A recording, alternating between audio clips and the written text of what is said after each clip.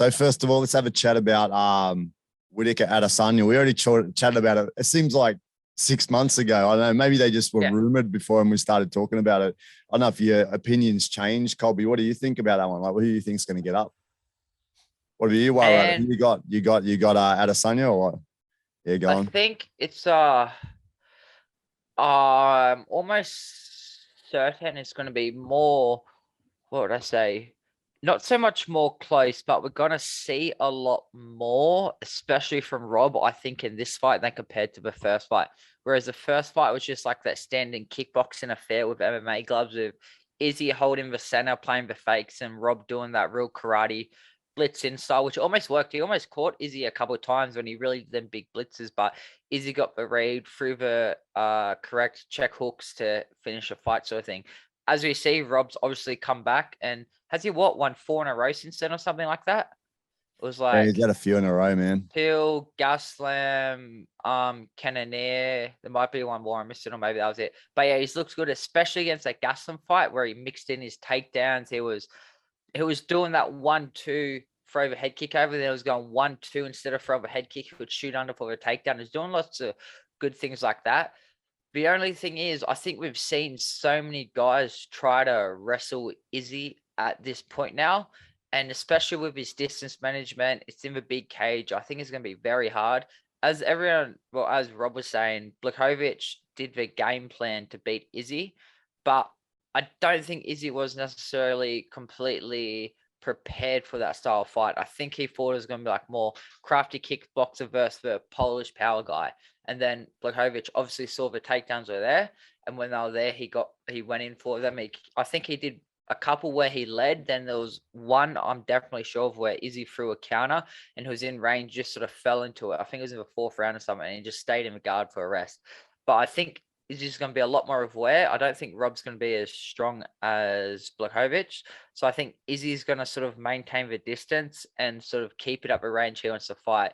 If Rob's more calculated, I don't see Rob getting finished, because purely how we got finished last time was he just kept rushing in and just got clipped. Whereas I think if he goes to being more calculated, still blitzes, but more sort of sets him up and everything, I think he'll be all right.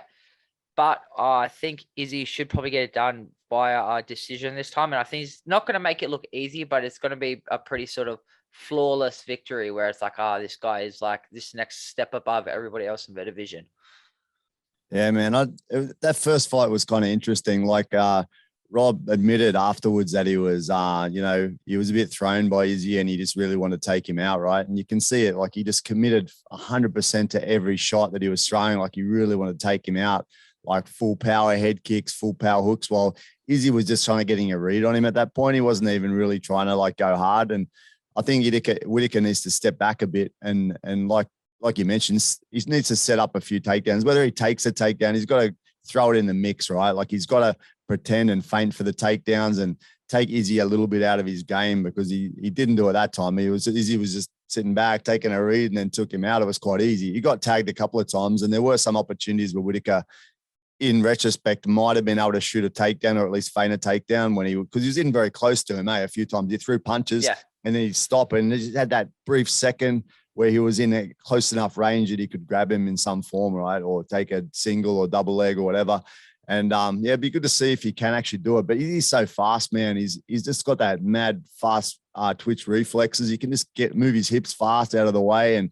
And can he actually do it? Like Izzy just seems to progress every fight, whereas Rob, I think, is kind of maybe rechange his game plan, but he's already got an established sort of skill set. I don't see him increasing by leaps and bounds every time he fights. He's just a mad fighter, but Izzy just keeps progressing every single time. He just keeps getting better. And I don't know if he can do it. I want to see him do it. I want to see him take him down and see if he can control him or not, just out of interest, but Izzy's just got those mad reflexes and progression every time he fights. I think the problem with the first fight is that Rob thought he was a better striker than Izzy. So he's like, he could rely on his striking and he could just get it done with that. And that's how it played out the first time. And I think, like you said, a good point to be made is that, like you said, Izzy's constantly evolving, and Rob's not so much that Rob's not evolving, but he's more changing his style than anything.